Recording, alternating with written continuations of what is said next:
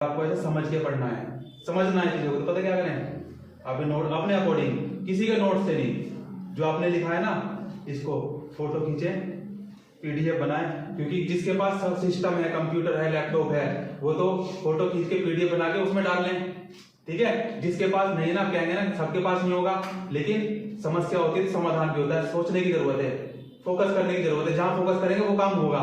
देखो किसी के पास नहीं ना, फोन तो सबके पास है और मल्टीमीडिया वाला है, फोटो खींचे पीडीएफ बनाए, ठीक।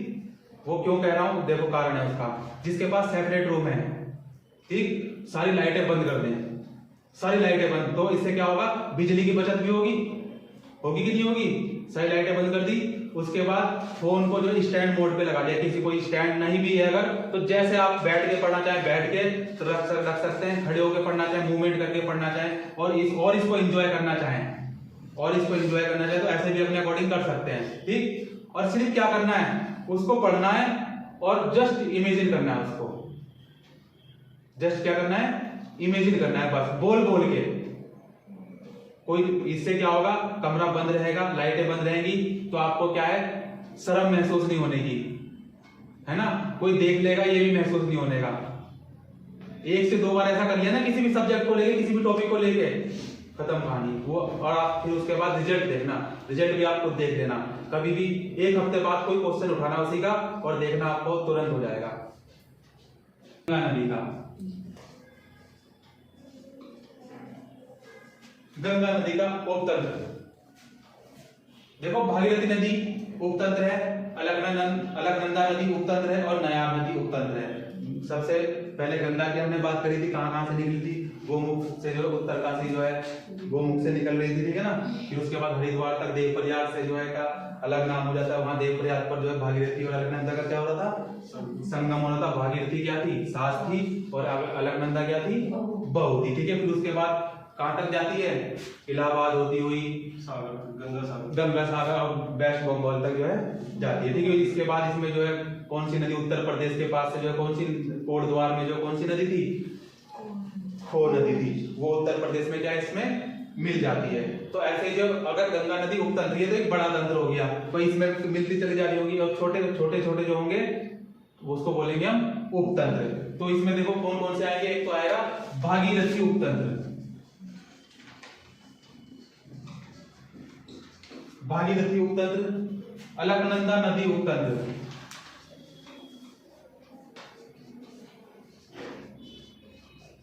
अलकनंदा नदी उपतंत्र और नयार नदी उपतंत्र, उपतंत्र। मतलब कहने का ये क्या है, स्टेशन है, किसके, नदी स्टेशन मान सकते हैं एक बार, ठीक है ना। अब इनसे जो है क्या होगा, सप्लाई होगा, नदियों को जोड़ेंगी, छोटी छोटी नदियां जो है जुड़ती चली जाएंगी, उसे कहा गया उपतंत्र। जैसे कि ये नदी आई, इधर से ये मिल गई, इधर से एक आरती ये मिल गई, फिर ये मिल गई, ऐसे जाल जो है बना रहेगा, इसको बोलेंगे उपतंत्र। तो तीन है, भागीरथी उपतंत्र नदी उपतंत्र है, अलकनंदा नदी उपतंत्र है और नयार नदी उपतंत्र है, ठीक है ना। अब बात करेंगे भागीरथी नदी उपतंत्र की, उप प्रवाह तंत्र की, बहने का जो है मैंने आपको ये बताया। रामायण के अनुसार राजा सगर के 60,000 पुत्रों के उद्धार के लिए जो है उनके वंशज भागीरथ ने, देखो भगीरथ कौन थे,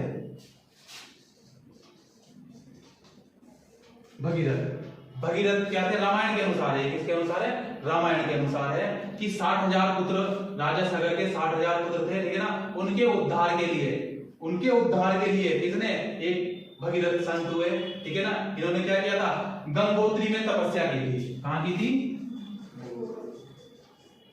गंगोत्री में तपस्या की थी, और गंगोत्री में देवप्रयाग तक, फिर उसके बाद भागीरथी नदी का नामांतरण हुआ इस हिसाब से, ठीक है। क्या हुआ, भागीरथी नदी का नामांकरण हुआ, और गंगोत्री से देवप्रयाग तक भागीरथी की जो लंबाई है कितनी है, गंगोत्री से देवप्रयाग तक।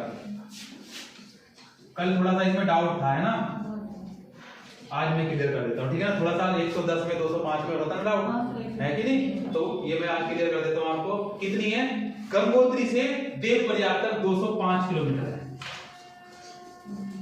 ठीक है। गंगोत्री से देवप्रयाग तक इसकी लंबाई कितनी है, 205 किलोमीटर है। और गोमुख गंगोत्री के बीच भागीरथी से आकाश गंगा और गंगोत्री में सर्वप्रथम रुद्र गंगा, भागीरथी नदी से जो है रुद्र गंगा के बाद भागीरथी में जो है क्रमशः जो मिलती है जाह्नवी। देखो नदियां जो मिलती आ रही है नीचे को, ठीक है ना, जाह्नवी है, जाड़ गंगा है, केदार गंगा, असी गंगा, बिलो गंगा, श्याम गंगा आदि नदियां जो है क्या इसमें मिलती चली आ रही है, ठीक है। और जाड़ गंगा थांगड़ा दर्रे के पास जो निकलती, देखो जाड़ गंगा,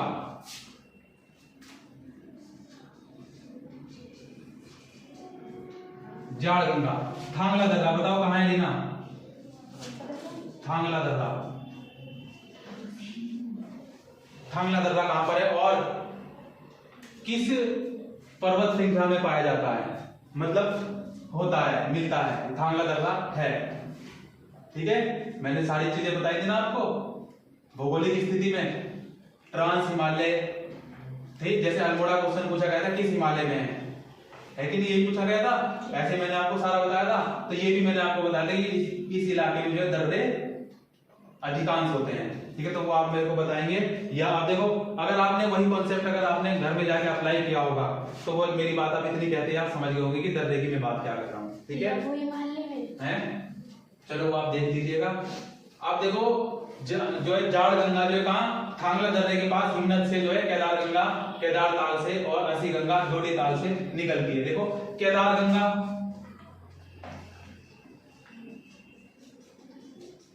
केदार गंगा कहां से निकलती है, केदार ताल से,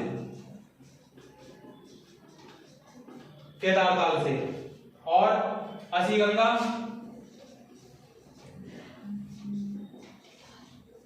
डोडी ताल से, डोडी ताल से निकलती है। अब डोडी ताल बताओ किस जिले में है, उत्तरकाशी में।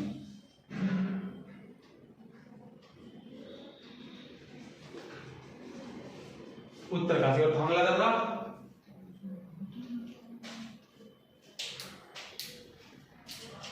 हर परीक्षा वाली में मिलेगा आपको ये क्वेश्चन, आप कहते हैं ना, या पिथौरागढ़ नहीं, पिथौरागढ़ में तो नहीं था, उत्तरकाशी, ठीक है, उत्तरकाशी। अब देखो असी गंगा डोडी ताल से निकलती है, ये क्वेश्चन भी एग्जाम में पूछा जा चुका है, ठीक है। और भागीरथी में टिहरी जनपद में भिलंगना एवं जलचूर नदी मिलती है। अभी देखो भागीरथी नदी में टिहरी में आ रही थी भागीरथी, ठीक है, तो टिहरी पहुंच गए,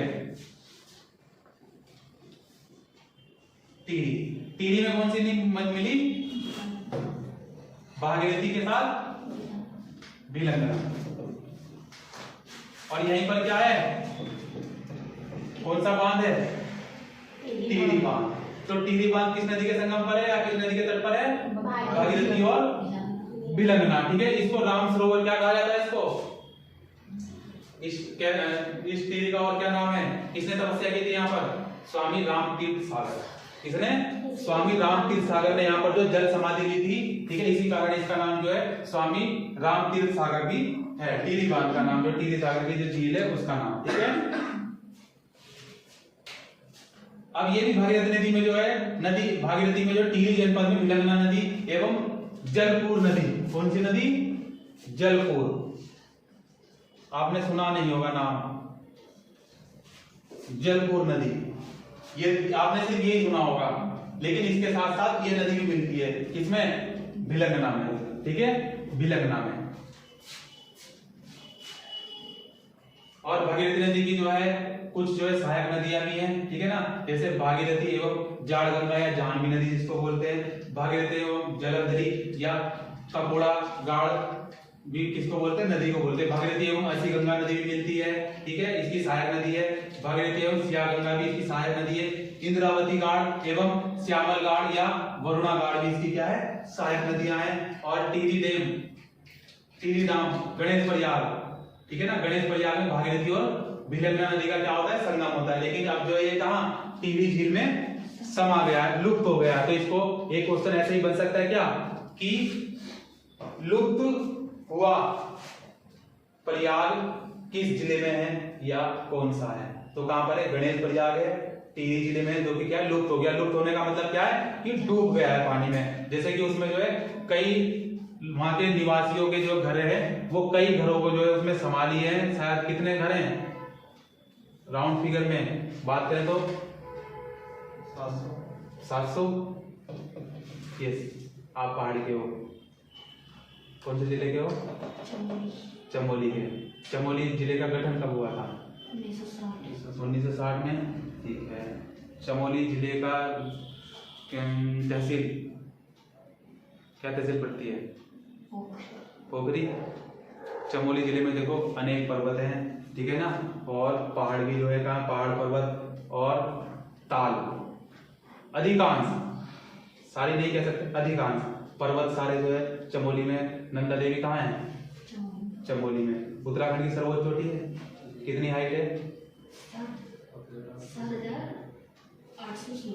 17 है, ठीक है। वो 16 जो है आंसर जो उसमें था ऑप्शन के हिसाब से, ठीक है। चलिए अब देखें विलंगना नदी। विलंगना नदी जो है टिहरी के खतलिंग ग्लेशियर से निकलती है। कहां से निकलती है? देखो टिहरी के खतलिंग ग्लेशियर से विलंगना नदी, इसको नोट कर लीजिए पहले। टिहरी के खतलिंग ग्लेशियर से, क्योंकि देखो विलंगना मिल गई ना यहाँ पर, टिहरी में विलंगना नदी मिली, संगम हुआ, तो विलंगना नदी कहां से निकलती है? टिहरी में खतलिंग ग्लेशियर से।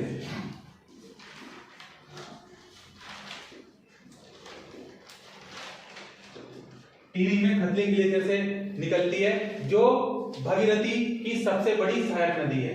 ये भगीरथी नदी की क्या है? सबसे बड़ी सहायक नदी है। देखो भ और भी, ठीक है ना। भगीरथी की क्या है? विलंगना, भ और भी। क्लियर होगी बात। और विलंगना नदी की लंबाई 110 किलोमीटर है, 110 किलोमीटर। और इसकी सहायक नदियां धर्मगंगा, दूधगंगा। किसकी सहायक नदियां? इसकी विलंगना की। विलंगना की सहायक, देखो उसकी अपनी सहायक नदियां थी, इसकी अपनी सहायक नदियां हैं। कौन कौन सी हैं? धर्मगंगा है, बालगंगा है, ओ सॉरी दूधगंगा, धर्मगंगा, बालगंगा, जिसको बाल खिल्ला भी कहा, बाल खिल्ले नदी भी कहा जाता है, ठीक है ना। एवं मेदगंगा, इसकी क्या है? सहायक नदियां हैं। और बालगंगा एवं धर्मगंगा नदी का संगम, बालगंगा और धर्मगंगा नदी का संबंध बताइए रीना। संगम, आपने भगीरथी विलंगना का संगम देखा होगा, ठीक है ना। ठीक, गणेश प्रयाग का संगम है, पंच प्रयाग है, ठीक है, संगम पर ही है ना। ठीक, तो मुझे ऐसे ही जो बताओ बालगंगा और धर्मगंगा का संगम कहां पर स्थित है? बूढ़ा केदार। कहां पर है ये बूढ़ा केदार? टिहरी में, ठीक है ना। और भागीरथी एवं विलंगना के संगम को गणेश प्रयाग के नाम से जाना जाता है, ठीक है ना। गणेश प्रयाग के नाम से जाना जाता है। आप बात करेंगे हम अलकनंदा नदी उपतंत्र की, ठीक है ना। अलकनंदा नदी, इसको नोट कर लीजिए, है ना। वो एक दिन नहीं होने वाले, डेली आपके साथ ऐसे चलने वाला है, तो उसके अकॉर्डिंग अपने आप को ढाल लीजिए, अपने आप को तैयार करिए, ठीक है ना। वही टाइम रखना है आपने, जो कोई चेंजेस नहीं करना है। जैसे 8 बजे पढ़ रहा है कोई, तो अब पढ़ना कैसे है वो डिपेंड करता है कि पढ़ना कैसे है। कि जब बातचीत हो अगर हो घर में, ठीक है ना, तब भी हमें कुछ ना कुछ हमारे को अंदर ज्ञान मिले, ठीक है ना, हमें ज्ञान प्राप्त हो। और उसके बाद जो 2 ढाई डेढ़ घंटा जो भी मिलता है, उसमें तो आप अकेले रहते हैं, कोई डिस्टर्बेंस नहीं होता किसी को, ठीक है। उसको उसमें अप्लाई कैसे करना है, ये अगर आप सीख गए तो देखो आपके अकॉर्डिंग ही सारी लाइफ चलेगी। लेकिन पढ़ना कितना स्मार्ट हो गया अब आपके लिए, है ना, क्योंकि आपके उलझने लगे रहते हैं, डिस्टर्ब हो रहा है, कभी मम्मी ने बुला लिया, कोई दिक्कत, सब होंगे, जाओ, मम्मी ने अगर बुलाया, आवाज लगाई तो चले जाओ, कोई दिक्कत नहीं है। क्योंकि देखो जब आप मूवी देखते हो, तब इरिटेशन करते हो किसी से? नहीं ना, आराम से देखते हो। क्या याद करते हो उसकी स्टोरी? नहीं ना, और याद रहती है ना, क्यों? क्योंकि वो आराम से रिलैक्स हो गया, आपने देखी, जिस पर फोकस किया उस पर हो गया ना, कुछ करने की जरूरत नहीं पड़ी दोबारा।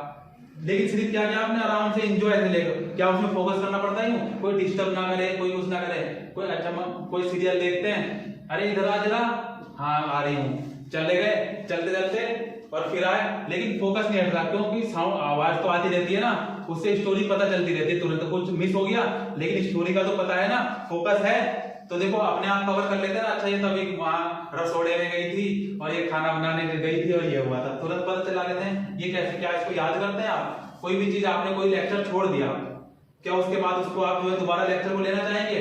लेते हैं ना, तब आप करते हैं। लेकिन अगर आप इस चीज को, कॉन्सेप्ट को अगर अपने जीवन में अप्लाई करेंगे तो देखो आपको करने की जरूरत नहीं है, कुछ चीजें आप अपने आप ही करेक्ट कर लेंगे। क्लियर होगी बात? चलिए अब हम चलते हैं अलकनंदा नदी। अलकनंदा, देखो मैंने आपको इतना बड़ा वो दे दिया आज, मूल मंत्र, सबको सबके अकॉर्डिंग पढ़ना दिखा दिया ना। बच्चे कहते हैं कैसे पढ़े, डिस्टर्ब होता है, ये होता है, मैं दिन में पढ़ूं कि रात में पढ़ूं। अरे जब मन कर रहा है आपका तब पढ़ो, लेकिन अपने अकॉर्डिंग पढ़ो, अपने अकॉर्डिंग पढ़ो। अब आपको पता है 1 से 1.5 घंटा हमारे पास जो है ना डिस्टर्ब होने वाला है, कोई दिक्कत, सब करो, सारे काम करो, पढ़ो भी, लेकिन फोकस इस पे मत करो कि समझ में नहीं आ रहा, डिस्टर्ब हो रहा है। क्योंकि हम फोकस किस पे करते हैं, यार आवाज आ रही है, टीवी चल रहा है, मम्मी टीवी बंद करो, डिस्टर्ब हो रहा है, ये समस्या होती है ना। क्योंकि फोकस हम किस पे करते हैं, जिस पे फोकस करेंगे वही होगा।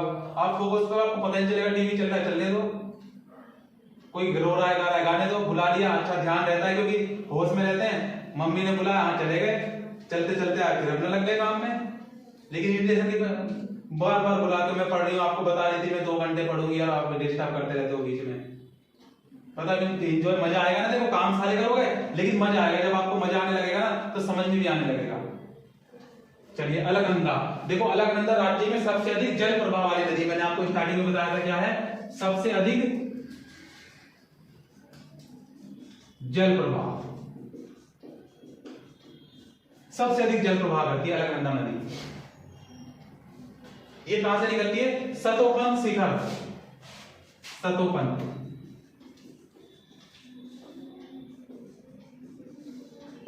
सतोपन शिखर या सतोपन ग्लेशियर, ठीक है ना, सतोपन शिखर या सतोपन ग्लेशियर।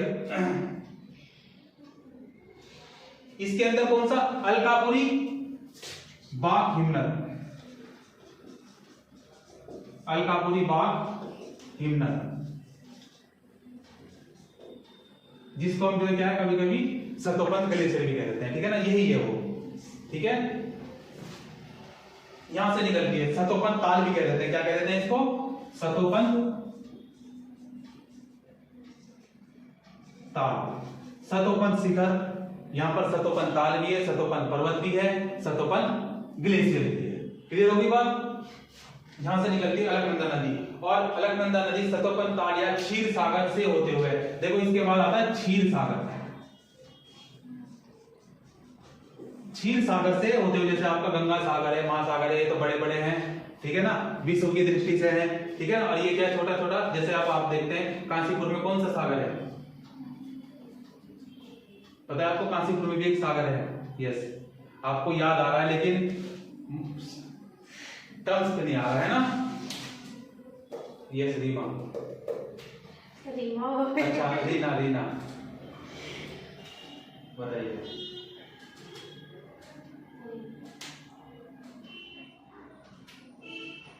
लूसेंट में, उसमें परीक्षा वाणी में घोट घोट के मिला हुआ है ये, ठीक, चेटी मेला हो गया, ठीक है, और एक वो है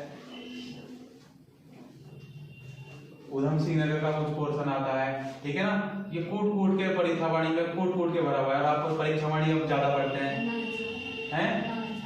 लाल सागर, नानक सागर, बिल्कुल सही कहा है, ठीक है ना, ठीक है, नानक सागर उसको बोला जाता है, ठीक है, वो काशीपुर में। ऐसे ही जो क्षीर सागर, ये अलकनंदा नदी क्षीर सागर से होते हुए देवप्रयाग तक, कहां तक, देवप्रयाग तक, कितने किलोमीटर, 195 किलोमीटर, 195 किलोमीटर बहती है। और अलकनंदा में सर्वप्रथम लक्ष्मण गंगा मिलती है। अब देखो यहाँ पर संगम हुआ ना, यहाँ पर संगम किसका हो रहा था भाई, अलकनंदा ये आ गई और इधर से आई कौन सी, भागीरथी, ठीक है, संगम हो गया, देवप्रयाग में हुआ ना। और देवप्रयाग कहां पर है, किस जिले में है, टिहरी में, टिहरी में। क्लियर होगी बात? देखो आप जोड़ जोड़ के पढ़ेंगे, अदरवाइज आप पंचप्रयाग क्या नहीं पढ़ते अलग से, कितना रटते हैं, जाते जाते भी पंच प्रयाग में से आ जाता है, कभी कभी पंच प्रयाग देख लो, ये जो है क्या प्लानिंग होती है, हर बच्चे की होती है ये, ठीक है ना। तो अगर आप ऐसे पढ़ेंगे सारी चीजें क्लियर होती है, पर्वत भी हो रहे हैं, हम पढ़ रहे हैं नदियां, हमारा मेन टॉपिक क्या चल रहा है, नदी तंत्र चल रहा है, लेकिन हम देखो पर्वत भी पढ़ रहे हैं, ताल भी पढ़ रहे हैं, झील भी पढ़ रहे हैं, तो आधी चीजें तो हमारी ऐसे क्लियर हो जाएगी। क्लियर होगी बात, ऐसे पढ़े आप। चलिए और देखो, अलकनंदा नदी में सर्वप्रथम कौन सी लक्ष्मण गंगा मिलती है, जो पुष्पावती नदी, हेमगंगा, लक्ष्मण गंगा की क्या है, संयुक्त धाराएं हैं, संयुक्त एक दूसरे से जुड़ी हुई धाराएं। इसमें पुष्पावती नदी फूलों की घाटी के मध्य बैठी है, इनमें से कौन सी, पुष्पावती नदी। पुष्पावती नदी कहां से, फूलों की घाटी से। अब फूलों की घाटी बताओ कहां पर है, चमोली में। इससे शायद एक क्वेश्चन भी आया था लेखपाल में, पटवारी लेखपाल में आया था, क्या था, कौन सा पूछी थी ना, देखो आ गई, बताओगे, दिया था लेखपाल का, किसी ने दिया था लेखपाल का, सतवीर ने दिया था, वो आज आया नहीं ना। ये फूलों की घाटी के मध्य से बैठी है कौन सी, पुष्पावती नदी। अब यहाँ पे देखो, इसीलिए जो राष्ट्रीय उद्यान भी है, कौन सा राष्ट्रीय उद्यान है, फूलों की घाटी राष्ट्रीय उद्यान है, और इसको पुष्पावती राष्ट्रीय उद्यान भी कहा जाता है। क्यों कहा जाता है, क्योंकि इसके बीचों बीच से ये पुष्पावती नदी बहती है। और देखो ऐसे ही कॉर्बेट नेशनल पार्क कहां पर है, नैनीताल में है, उसकी स्थापना कब हुई थी,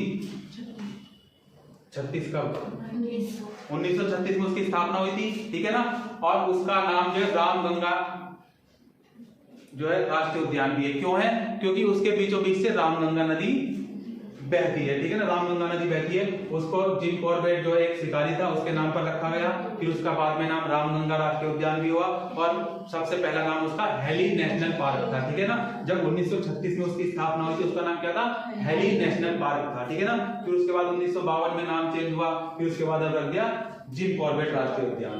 क्लियर हो गई बात। इसकी स्थापना 1926 में हुई थी, किसने की थी, पी बैरन ने की थी, किसने की थी, पी बैरन ने की थी। चलिए अब हम इसका आ जाते हैं, फूलों की नदी के, और फूलों की नदी ये कहां पर है, चमोली में स्थित है। हम टीवी पे जा रहे थे, देखो चमोली का भी थोड़ा सा पढ़ लिया। अब बात करेंगे हम सरस्वती नदी की, किसकी, सरस्वती नदी। अभी सरस्वती जी का जन्म दिवस ही मनाने वाले हैं, कब, 26 जनवरी को, 26 जनवरी को करेक्ट है, नहीं जन्म दिवस बसंत पंचमी वाले दिन, ठीक है ना। बसंत पंचमी को क्या है, हम सरस्वती माँ की जो क्या करते हैं, वंदना करते हैं, ठीक है। अब देखो ये कामेर चोटी आ गया, देखो कामेर पर्वत, कामेर चोटी,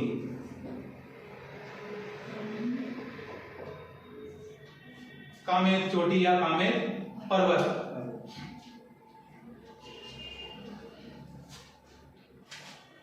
इस पर्वत के पास कौन सी रथकोना स्थान है, रथकोना एक स्थान है, ठीक है ना। और इसमें स्थित है देवताल, ठीक है। यहां से होता है सरस्वती नदी का उद्गम, देवताल से। और ये क्वेश्चन कई बार पूछा गया, और देवताल भी पूछ गई किस जिले में, चमोली जिले में है देवताल, ठीक है। और यहां से जो है सरस्वती नदी का क्या होता है, उद्गम होता है। किस स्थान पर है, रथकोना स्थान पर है, ठीक है ना। और कहां चोटी कौन सी पड़ेगी, कामेर पर्वत चोटी पड़ेगी, ठीक है ना। क्या पड़ेगी, कामेर पर्वत चोटी। और ये कामेर उत्तराखंड की दूसरे नंबर की क्या है, चोटी है। पहले नंबर की नंदा देवी थी, ठीक है ना, वो भी चमोली में ही है। और दूसरे नंबर की कामेर, ये भी चमोली में। इसकी हाइट कितनी होगी, 7856 मीटर, कितनी, 756। यही है ना, 7756। और 7817 किसकी है, नंदा देवी, यही है। क्लियर होगी बात। चलिए अब देखो, और माणा के समीप केसर प्रयाग में अलकनंदा नदी मिल जाती है, कहां पर, माणा। अब देखो माणा कहां पड़ेगा, माणा भी चमोली में ही पड़ेगा, ठीक है ना। और ये क्या है, उत्तराखंड का अंतिम गांव है, अंतिम बिंदु कह लो, अंतिम गांव कह लो, ठीक है ना, माणा, बिल्कुल। तो माणा के समीप जो है केशव प्रयाग, कहां लिखा मैंने माणा, ये रहा केशव प्रयाग, माणा के समीप केशव प्रयाग में जो है क्या है, अलकनंदा नदी। कहां गई अलकनंदा नदी, लिखी थी मैंने, यही है ना। ये अलकनंदा नदी जो है केशव प्रयाग में क्या हो जाती है, मिल जाती है, ठीक है ना, मिल जाती है केशव प्रयाग में। तो केशव प्रयाग में ये जो है कहां, माणा के समीप जो है केशव प्रयाग है, जिसमें अलकनंदा नदी से मिल जाती है कौन सी, सरस्वती नदी, ठीक है ना। तो इसलिए केशव प्रयाग में जो है किसका, अलकनंदा और सरस्वती का क्या है, संगम हो गया ना केशव प्रयाग में। क्लियर होगी बात। और इसमें इसकी अन्य सहायक नदियां हैं, अलकनंदा की अन्य सहायक नदियां हैं, अमृत गंगा है, कंचन गंगा है, सोनधारा है और वसुधारा है, ठीक है। अब आप देखेंगे, देखो केशव प्रयाग, अलकनंदा और सरस्वती नदी का संगम हुआ, कहां पड़ेगा, माणा और चमोली में। ये क्वेश्चन जो है पूछे जाते हैं भौगोलिक तौर पर, ठीक है। अलकनंदा और पश्चिमी धौली गंगा का संगम विष्णु प्रयाग में होता है, जो कि क्या है, प्रथम प्रयाग है। और अलकनंदा और नंदाकिनी नदी का संगम नंद प्रयाग में होता है, जो कि क्या है, द्वितीय प्रयाग है। अलकनंदा और पिंडर नदी का संगम कर्ण प्रयाग में होता है, जो कि क्या है, तृतीय प्रयाग है। और अलकनंदा और मंदाकिनी का संगम होता है रुद्र प्रयाग में, जो कि क्या है, चतुर्थ प्रयाग है। और पंचम प्रयाग अलकनंदा और भागीरथी नदी का है, जो कि कहां पर है, देव प्रयाग में। ये आपके क्या है, पंच प्रयाग है, ठीक है। उसके बाद अलकनंदा और खांडव गंगा नदी का संगम जो है कहां पर होता है, शिव प्रयाग में होता है, जो कि कहां, पौड़ी जिले में पड़ेगी। अलकनंदा और गरुड़ गंगा नदी का संगम पेन खंडा में होता है, जो कि कहां है, चमोली में है। और अलकनंदा और लक्ष्मण गंगा का संगम गोविंद घाट में होता है, जो कि कहां पर है, चमोली में है। अलकनंदा और डोडी नदी का संगम डुंड प्रयाग जो है टिहरी में, ठीक है। मेरा मतलब है